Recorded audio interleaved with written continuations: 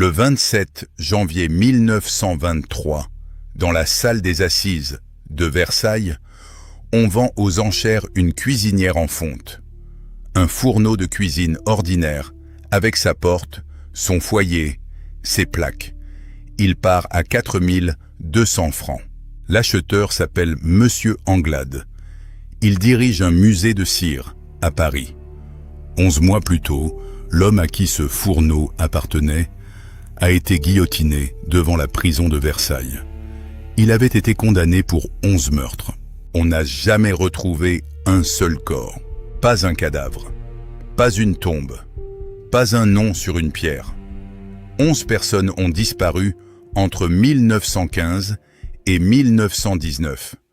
Et la justice française a envoyé un homme à la guillotine sans pouvoir en montrer une seule. La preuve tenait dans un carnet de compte tenu au soupray, et dans un détail de comptabilité que personne, aujourd'hui encore, ne peut regarder sans frissonner. Pour chaque voyage, il prenait 2 billets de train.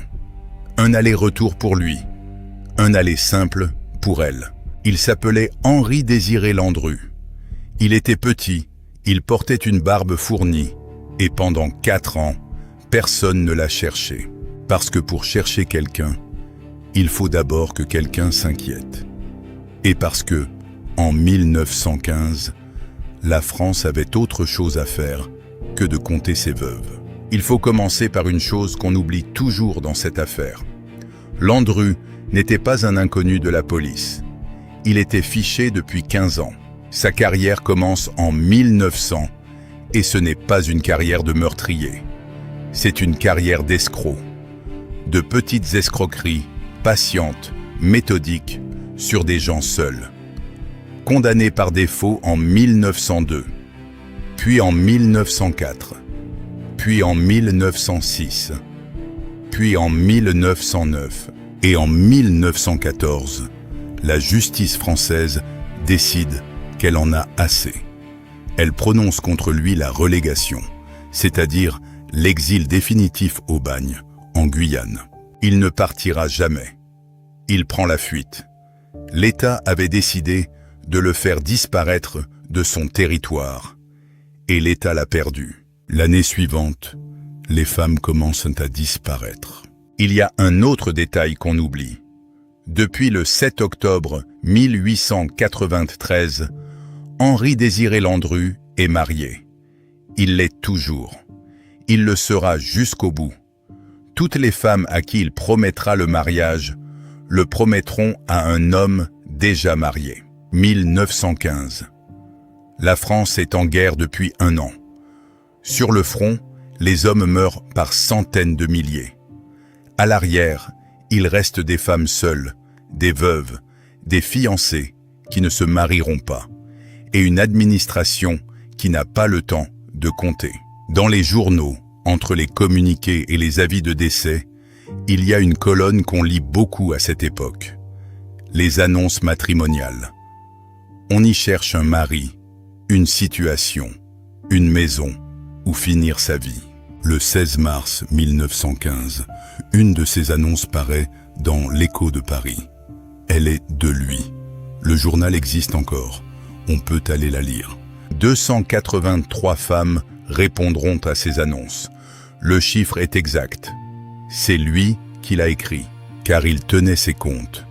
Chaque rencontre, chaque déplacement, chaque dépense, le prix d'un repas, le prix d'un billet, le prix des scies. Sur les 283, la police n'en retrouvera que 169.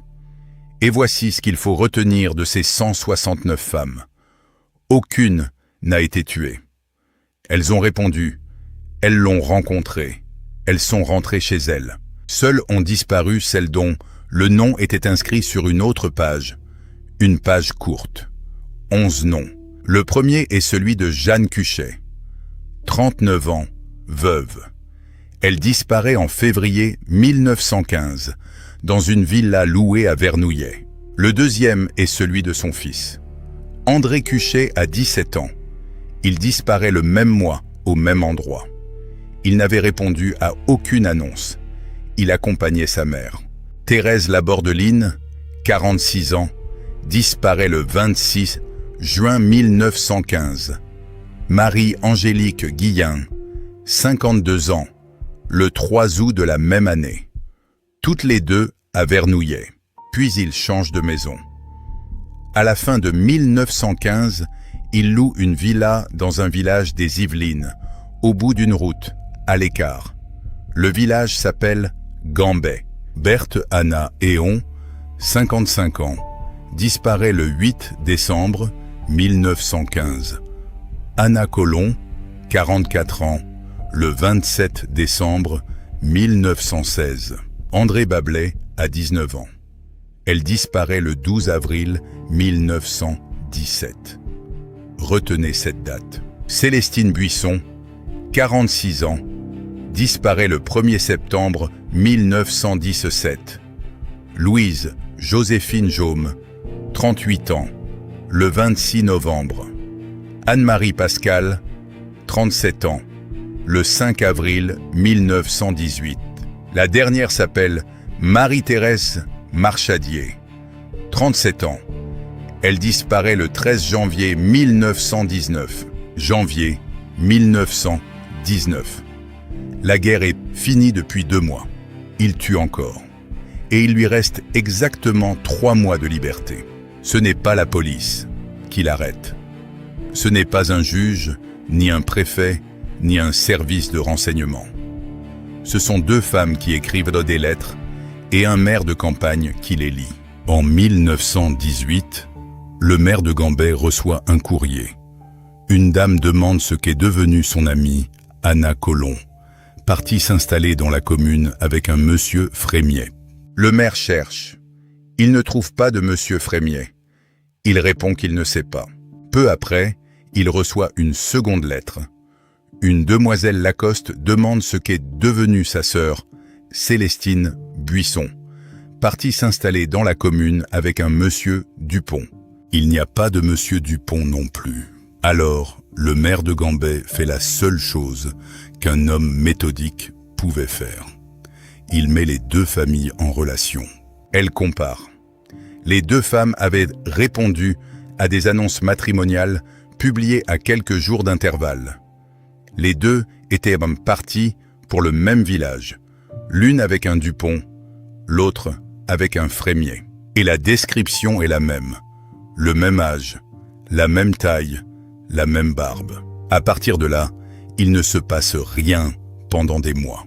Et il faut mesurer ce que ce silence veut dire. 2 familles savent qu'un homme a fait disparaître 2 femmes. Elles savent qu'il change de nom. Elles ne savent rien d'autre. Pas son visage sur une photographie, pas son adresse, pas son vrai nom. Dans un pays qui sort de 4 ans de guerre, avec des millions de disparus officiels, 2 femmes qui manquent ne déclenchent pas de battues. Un homme qui change de nom à chaque femme est, en 1919, presque impossible à retrouver. Il n'y a pas de fichier central des identités. Il n'y a pas de photographie qui circule. Il y a des registres, tenus à la main, dans des milliers de mairies et de boutiques. C'est exactement par là qu'il tombera. Le 8 avril 1919, une voisine de Mademoiselle Lacoste entre dans une boutique de vaisselle, rue de Rivoli, à Paris. Elle y voit un homme accompagné d'une jeune femme. Elle le reconnaît. Un homme qui achète de la vaisselle laisse une trace. Son nom, son adresse. Dans le registre du commerçant, l'inspecteur Jules Belin va chercher le registre. Le nom inscrit est Lucien Guillet. Le 12 avril 1919, au 76 de la rue de Rochechouart, les inspecteurs Belin et Brandenburger arrêtent monsieur Lucien Guillet, qui est en réalité Henri-Désiré Landru. Il a 50 ans ce jour-là, exactement 50 ans. Il est né un 12 avril, et 2 ans plus tôt, jour pour jour, le 12 avril 1917, André Bablet avait disparu. Dans l'appartement vit une jeune femme. Elle s'appelle Fernande Segret. Elle est artiste lyrique, elle partage sa vie et elle est vivante. Elle dira plus tard qu'il avait tenté de l'empoisonner. 2 fois. À Gambais, on creuse. On retourne le jardin de la villa. On tamise les cendres du hangar, celles de la cheminée, celles du fourneau de la cuisine. Voici ce que la police rapporte, en tout, de 4 années de disparition. 4 kilos 176 de débris d'os calcinés. Sur ces 4 kilos, 1 kg 500 sont d'origine humaine. Et 47 dents, ou fragments de dents. Le médecin légiste traduit ce tas en langage d'anatomiste. 3 têtes, 5 pieds, 6 mains. Il y a aussi des morceaux de corset, des boutons, des chaussures. Le 7 novembre 1921 s'ouvre devant la cour d'assises de Seine-et-Oise à Versailles, le procès le plus photographié de son époque. La foule se presse aux grilles du palais de justice. Les places s'échangent. On vient voir. Le président s'appelle Gilbert. L'avocat général s'appelle Robert Godefroy. Et la défense est tenue par l'un des plus grands avocats du siècle, Vincent de Moreau-Giaferi, assisté d'un confrère plus discret, Auguste Navière du Treuil. Retenez ce second nom. Moreau-Giaferi n'est pas un avocat commis d'office. C'est une vedette. On vient l'entendre plaider comme on va au théâtre. Et il a compris, avant tout le monde, que ce procès ne se jouerait pas sur ce que Landru avait fait, mais sur ce que l'accusation pouvait prouver. La stratégie de la défense tient en une phrase, et elle est imparable. On ne peut pas reprocher à un homme le meurtre de femmes dont on n'a jamais retrouvé les corps. Il n'y a pas d'armes, il n'y a pas de témoins, il n'y a pas de scène de crime, il n'y a que des absences et un homme qui refuse de parler. Alors la salle se remplit de celles et ceux qui restent. Les sœurs, les amis, les voisines et une mère qui vient à la barre déposer sur la disparition de sa fille, celle qui avait 19 ans. Alors l'accusation pose le carnet sur la table. Les jurés le feuillettent. Une photographie de presse les montre, penchés dessus. Ils lisent une comptabilité, des dates, des montants, des initiales. Et les trajets. Aller-retour, une personne. Aller simple, une personne. La même ligne, 11 fois, sur 4 ans. Le 24 novembre, les experts déposent. Ils ont examiné les tâches, les os, le fourneau. Le 30 novembre 1921, Henri-Désiré Landru est déclaré coupable et condamné à mort. Son recours en grâce est rejeté par le président de la République, Alexandre Millerand. Le 25 février 1922, à 6h05 du matin, il est guillotiné devant la prison Saint-Pierre de Versailles. Il n'a jamais avoué. Au chapelain qui lui demande, ce matin-là, s'il croit en Dieu, il répond « Monsieur le curé, je vais mourir et vous jouez aux devinettes ». Et à son avocat, quelques instants avant, qui lui demande s'il avoue enfin « Cela, maître, c'est mon petit bagage ». 11 mois plus tard, l'État vend. Les pièces à conviction du procès Landru sont mises aux enchères publiques, dans la salle même où il a été jugé. La vente est conduite par un receveur des domaines de Seine-et-Oise, Monsieur Béguin. Le fourneau de Gambais est adjugé 4 200 francs au directeur d'un musée de cire. 11 personnes ont disparu dans cet objet. Il est devenu une attraction. Fernande Segret, elle, a continué à vivre. Elle a chanté dans un cabaret parisien. Elle est partie enseigner au Liban. Elle a obtenu des dommages-intérêts quand un film a raconté cette histoire. Et elle a mis fin à ses jours en 1968, 46 ans après l'exécution. Restait un dernier objet et personne ne le savait.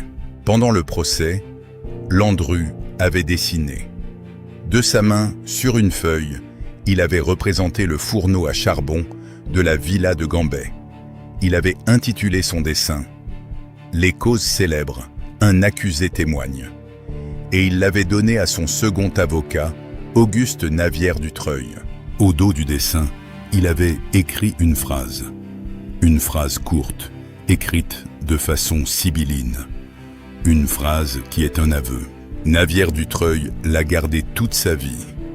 Il a demandé, par ses dernières volontés, qu'on attende. On a attendu. En 1981, 59 ans après la guillotine, le document arrive sur le bureau du garde des Sceaux. Il s'appelle Robert Badinter. C'est l'année où la France abolit la peine de mort. Il avertit l'historien Alain Decaux. L'homme qui a nié jusqu'au pied de l'échafaud avait avoué par écrit. Et ce qu'il a écrit n'a jamais été rendu public. Il reste donc, de cette affaire, 2 objets et un silence. Un fourneau vendu 4200 francs à un musée de cire. Un dessin de ce même fourneau qu'on n'expose pas. Et 11 noms, écrits à la main, dans la colonne d'un livre de contes. Elle s'appelait Jeanne Cuchet, André Cuchet, Thérèse Labordeline, Marie-Angélique Guillain, Berthe Anna Éon, Anna Colomb, André Bablet, Célestine Buisson, Louise-Joséphine Jaume, Anne-Marie Pascal, Marie-Thérèse Marchadier. Aucune n'a de tombe. Toutes ont un nom.